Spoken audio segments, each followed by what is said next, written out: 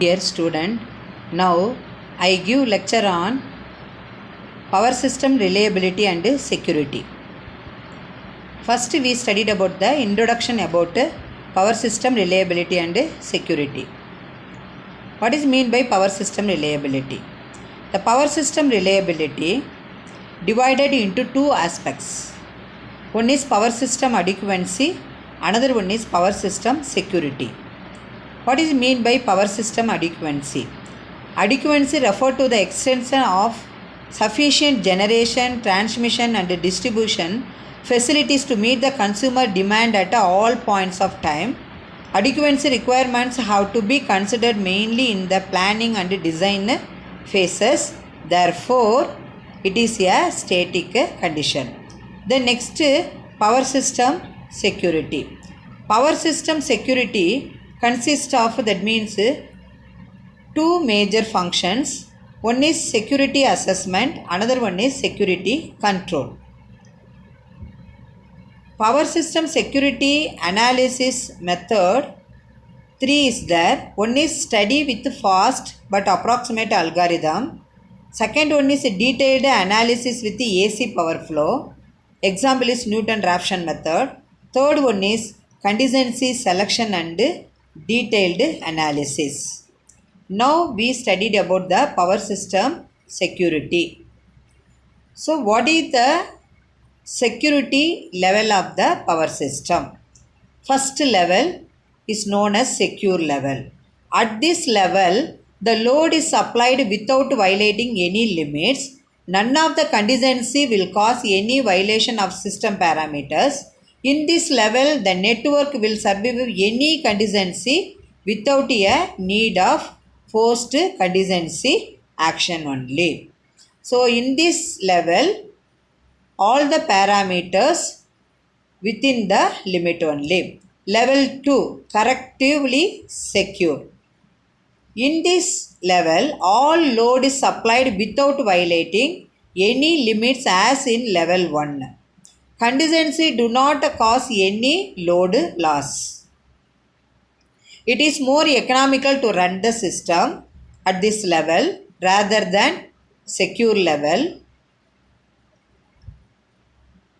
It can be determined a priori by running optimal power flows including security constraints. Third level is alert level.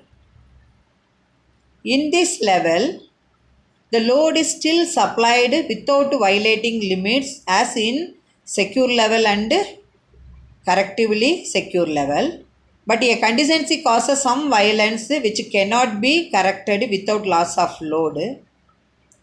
So the system can be brought back to secure level or correctively secure level by preventive rescheduling. In level 3, preventive action takes place. Then level 4, it is known as correctable emergency level. In this level, all load is supplied but with operating limits violated. So these violations can be corrected without loss of load only. The system can be brought back to alert level by corrective action. First you have to take the corrective action. The system goes to first alert level. Then the long or medium term limits in alert state and secure state can be violated but not short term operation limits. Then level 5 is a non correctable emergency state. In this level, all loads are supplied with violation of operating limits. The situation can be corrected only by loss of load. The duration and amount optimized by an optimal power flow program. The last level is a restorative level. In this level, operating limits are not violated, but the system is operating with a loss of load. The restorative control brings it back to secure level, that is level 1, or level 2 means correctively secure level. Then we studied about the reliability cost. So the reliability cost is important to determine the economics involved in the setting up of alternative facilities. First, we have to consider the investment cost. So, the increase in reliability and the associated investment cost of each alternative is first evaluated. Then, dividing the cost by increase in reliability gives the investment cost of reliability in rupees per unit increase in reliability. So, this is the good measure to compare alternative strategies. If the lowest investment cost of reliability which give the best option for the power system. So, this method does not consider the return on investment or real benefit occurring to the consumer or society or utility. Now, we draw the reliability versus cost curve. Now you see the reliability versus cost curve. Y-axis annual cost, X-axis system reliability. So now you first you draw the customer curve, then utility. First you consider customer, then utility, then the total is the U shape only. So from the curve, what we concluded that the cost to the utility increases as the reliability that has to provide increases. As the reliability improves, the customer cost due to supply interruption decreases. Therefore, the total cost of the society is the sum of these two only. So, the point where the cost is minimum is the optimal level of reliability or the target level. That is the dotted line. No, first we draw the for consumer annual cost versus reliability. We draw the curve for consumer.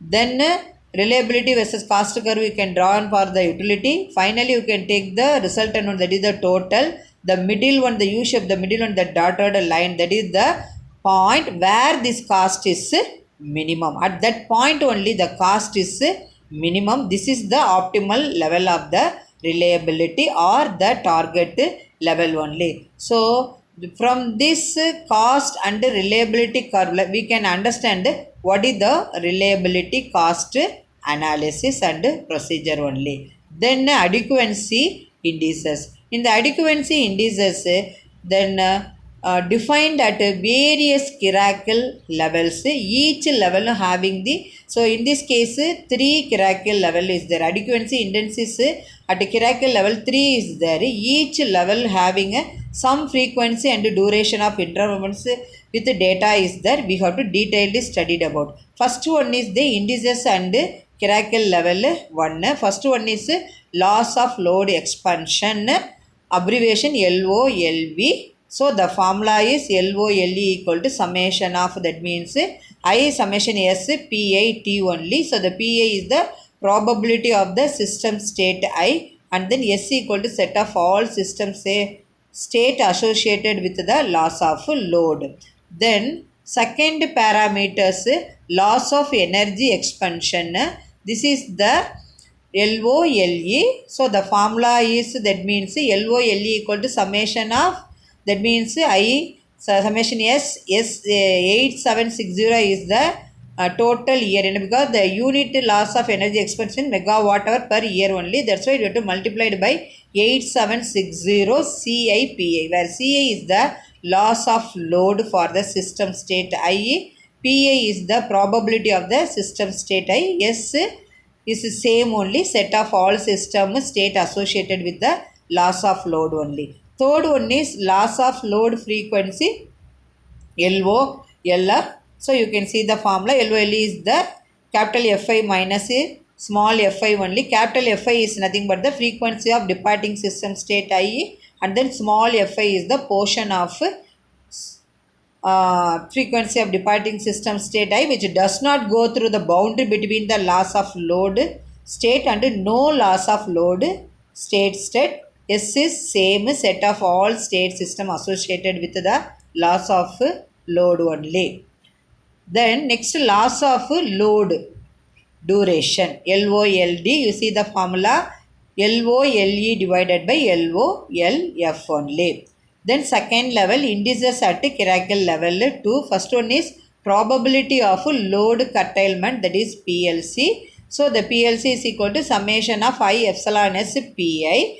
But the here PI, the previous level 1 PI is nothing but what that means probability of the system state. Here also PI is the probability of system state I, but S equal to set of all system state associated with load curtailment. This is the S is different between level 1 and level 2. Level 1 S equal to set of all system state associated with loss of load, but level 2 S equal to set of all system state associated with the load curtailment. Second parameter, expected frequency of load curtailment EFLC is similar to load of loss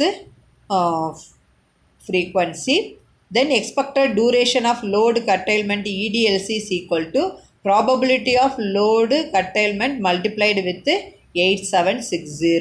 Then average duration of load curtailment, that is the ADLC is equal to EDLC divided by EFLC. Then expected load curtailment ELC is equal to summation of I epsilon S CI Fi. Here CI is load curtailment system state IA.